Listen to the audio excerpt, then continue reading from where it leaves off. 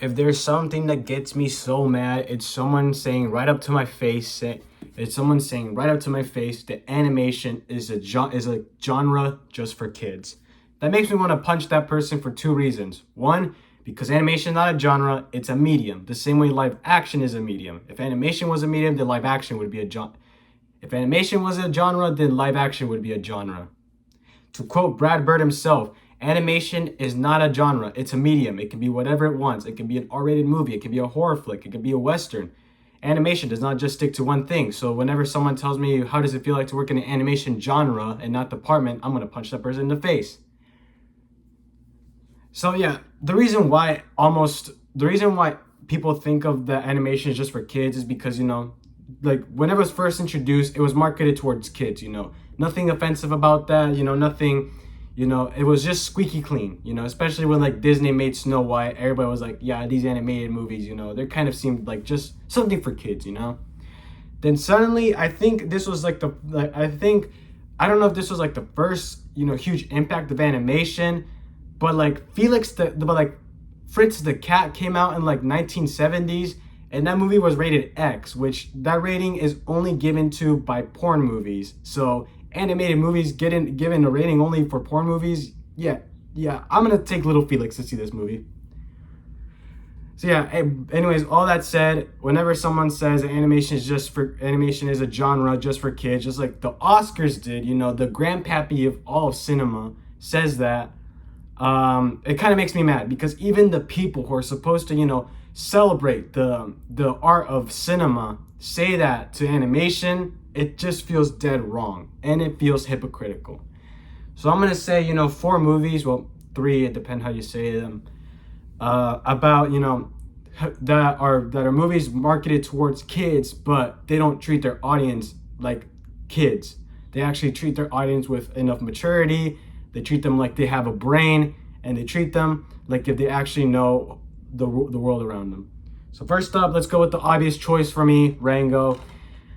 Yeah, Rango. I'm gonna talk about Rango throughout a lot of animation because Rango is my favorite animated movie. It's been, I've watched it since I was a wee little lad, and I love it, and me and my family love it to this day, no matter how many times we watch it.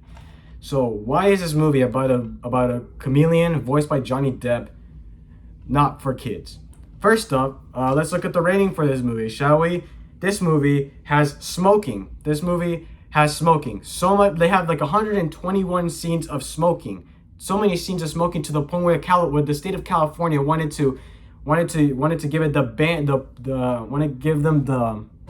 wanted Paramount for them to sign like a waiver to say that even though this movie has smoking, we will promote people not to smoke. To which Paramount said, all right, but they never signed it. Funny story. Yeah.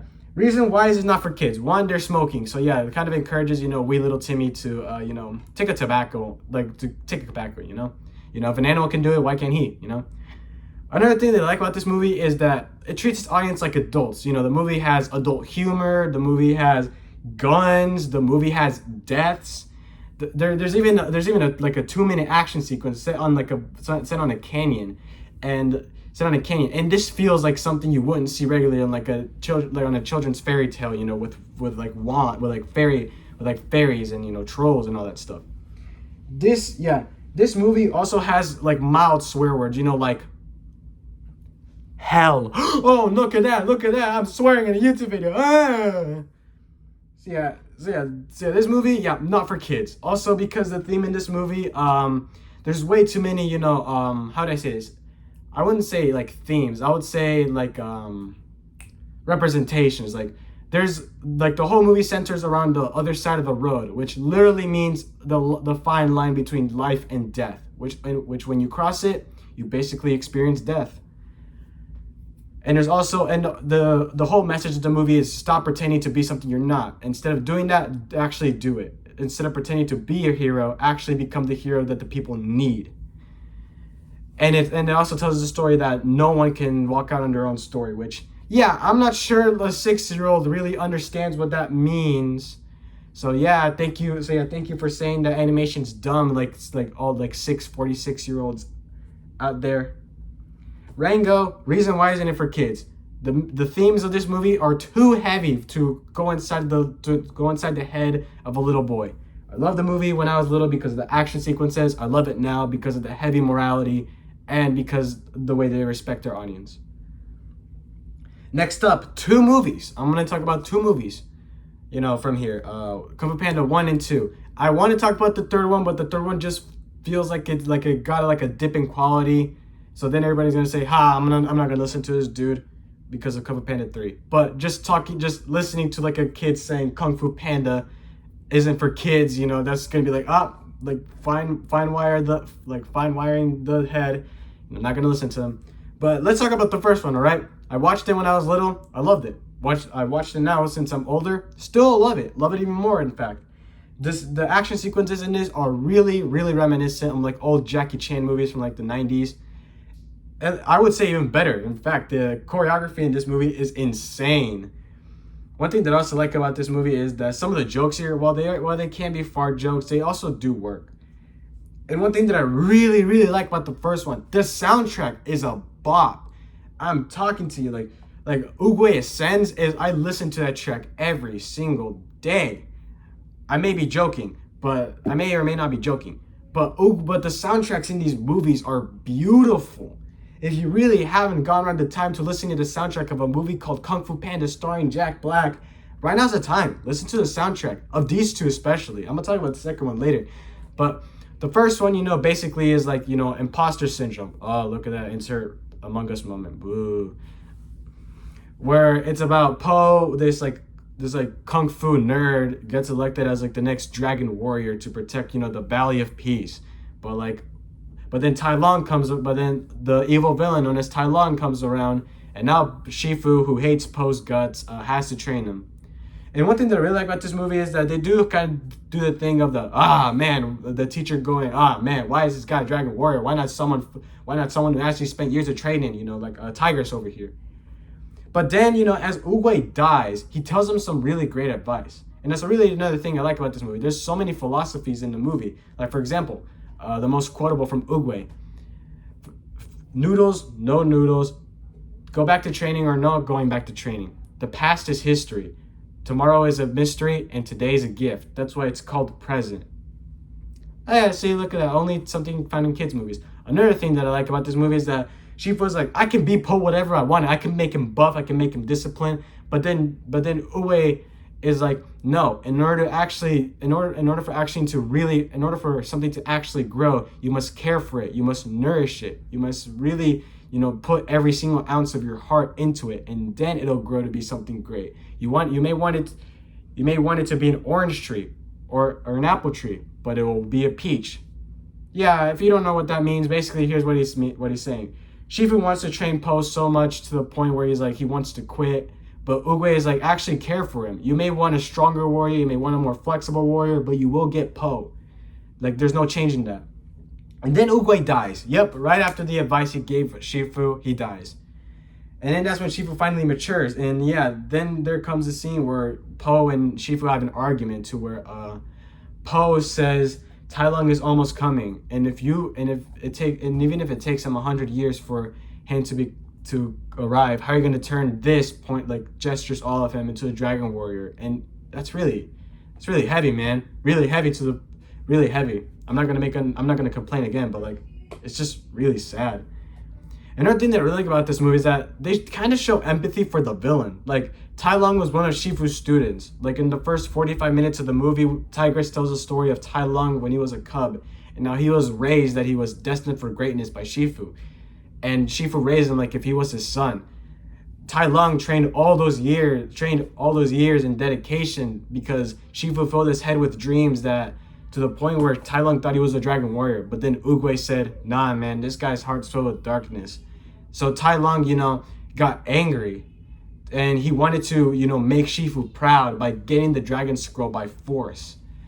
And then, whenever, Shifu and Tai Lung fight towards the climax of the film, Tai Lung says that all those years training, I did it to make you proud. Tell me you're proud, Shifu. And another thing that I already made a video about this, but in the Spanish dub of Kung Fu Panda 1, where in Spanish Tai Lung says, "Tell me you're proud of me, Shifu." It sounds like Tai Lung is like sobbing and crying, like he's actually like yelling at Shifu to be proud of him, like he wants some recognition from him. And then when Shifu is telling Tai Lung that he actually does love him like a son, Tai Lung stepping towards the light finally listens to Shifu, because that's actually the real Tai Lung from inside stepping into the light, hearing Shifu saying all those words about how he loves him and how he appreciated all those movements, those the kung fu he did, and knowing that he did well as a teacher and as a parent as well. But then Tai Lung doesn't listen to him, and now he doesn't want Shifu's redemption as validation for all those years. Now he just wants the scroll. And then when Tai Lung finally sees what's inside the scroll, which is nothing, he gets mad because all those years of hard work and dedication wasted on nothing. He feels sad because all that time trying to make Shifu proud, wasted. Anyways, let's talk about the second one. The one with the cool peacock. Kung Fu Panda 2, real upgrade from the first one. The joke, it's funnier, it's cooler. Ah man, I've been laying on my feet. Hold up. Ah man, it hurts so bad. Ah man, that hurts.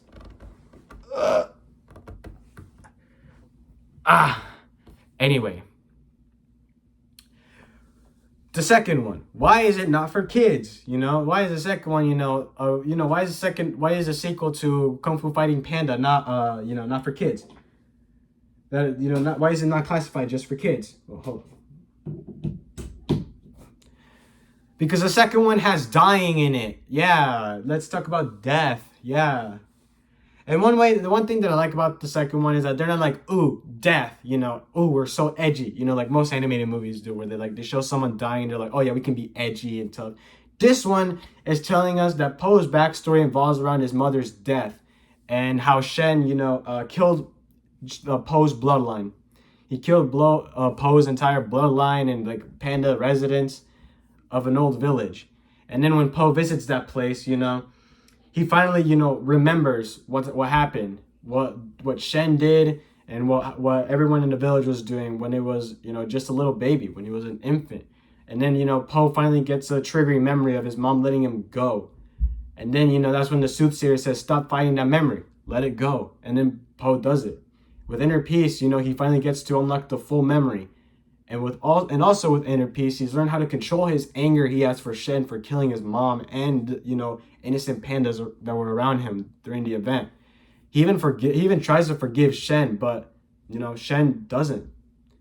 And then and speaking about Shen, they do the same thing for Tai Lung, where they show some kind of not redeeming qualities, but they make you actually care for the villain, because Shen, when he saw the first fireworks in his empire. He found a darker use for them, and then his parents, were afraid that he found his magic, and then his parents got so worried to the point where they got to the soothsayer,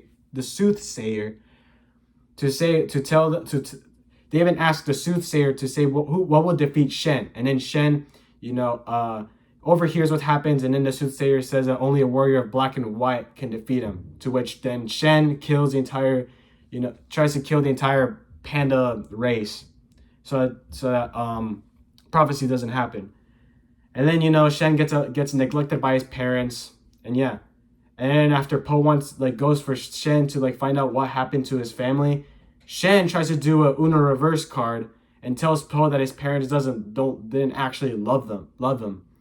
And the reason why Shen uses this wasn't because he's like, oh, if I say that his parents don't like him, then he'll be sad. No, Shen actually experienced what it felt like being neglected by his parents, and he felt that grief and pain of being neglected by his parents. So he's trying to apply the same grief that he experienced on Po, because he'll know how that'll feel on him, because Shen experienced it firsthand. So yeah, family trauma, yay! Something that I like to feed my 5-year-old cousins daily.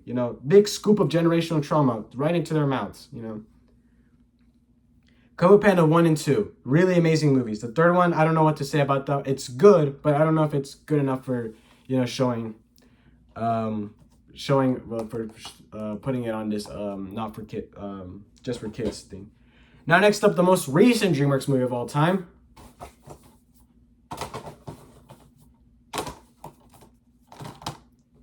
Puss in Boots 2. Literally, no one has shut up about the movie, even though the movie came out on Blu-ray. I'm not kidding. I've been to my my movie theater, my local movie theater's website. They still have this movie playing in my movie theater. This already came out in like Blu-ray 2 months ago. It's still in theaters. That's how people love this movie. No one shuts up about it, and that's a good thing because this movie is actually good. It has great animation. It has great characters, great storytelling, and even though it has heart and it's got heart and soul into it. Well, except for like this guy over here, because he literally represents the thing that takes out your life and soul. But anyway, this movie is a bop. You need to watch this movie if you haven't. But anyways, I'm not here to tell you about how good this movie is. I'm here to tell you about why it's not just classified for kids. Because this movie is telling us about the value of life. And I'm not talking about like growing an apple tree or something. I'm talking about a cat is on his 9th life. And then this wolf with giant sharp hooks is trying to kill him. Yes, kill him. And not only that, but Goldilocks and the 3 bears, are trying to go after him. They're trying to go for a wish. Goldilocks is adopted by the 3 bears. She wants to get a real human family, but the bears don't want to let her go. And then when she tells them that, they're like, we actually like you, even though you may not be, family by blood, we still love you. And also, let's not forget Perito, Let's not forget Perito. When we all first saw the trailer, don't lie, you thought it was going to be that annoying comic relief character. When in reality, this dude has a messed up backstory that involves him and his human owners, throwing him in random places. The garbage bin, the nearest lake, trying to drown him, usual stuff. Usual stuff. But the dude still, the dude still has, the positive outlook on life. This dog, even though he's gone through so much, still tries to find the positive stuff, in life. Some of us, who had a decent life, still tries to, find the negatives in our lives. Well, this dude literally experienced the horrible negatives that come in the outlooks of life, but he still looks on the bright side.